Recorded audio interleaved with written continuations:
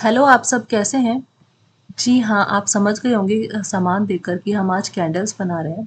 आप कोई सी भी कैंडल यूज़ कर सकते हैं, मेल्टेड कैंडल भी यूज़ कर सकते हैं जो मेल्टेड ऑलरेडी है।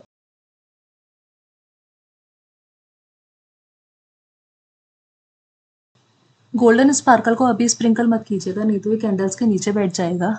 आप बाद में कीजिएगा कैंडल बनने के बाद। ये कपूर है, ये रूम फ्रेशनर की तरह काम करेगा। ऑयल, आप रिफाइंड भी यूज़ कर सकते हैं।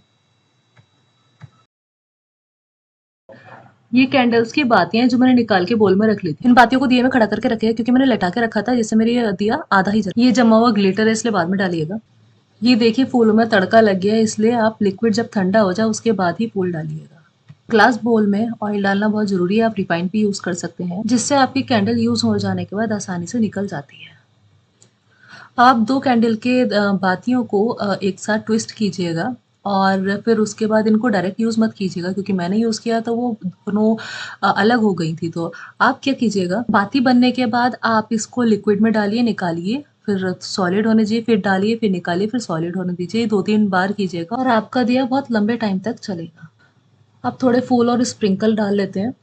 इन दियों की सरफेस थोड़ी हार्ड हो चुकी है तो आप इन चारों दियों में कुछ ना कुछ सपोर्ट के लिए लगाइए और फिर आप बातियों को खड़ा कर सकते हैं। इतनी देर हमारी कैंडल्स सॉलिड होती हैं, इतना हम यहाँ पर एक बोल में पानी लेते हैं और उसमें ऑयल डालते हैं।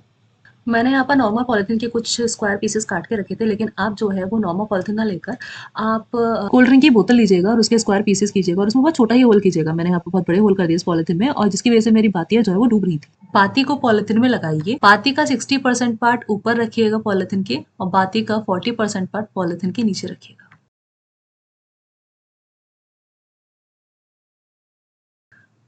थोड़े फूल डालिए। मैंने नॉर्मल पॉलिथीन यूज़ करी है इसलिए यहाँ पर मुझको बहुत प्रॉब्लम हो रही है। ध्यान रखिएगा कि कोल्ड ड्रिंक की ही पॉलिथीन यूज़ करें।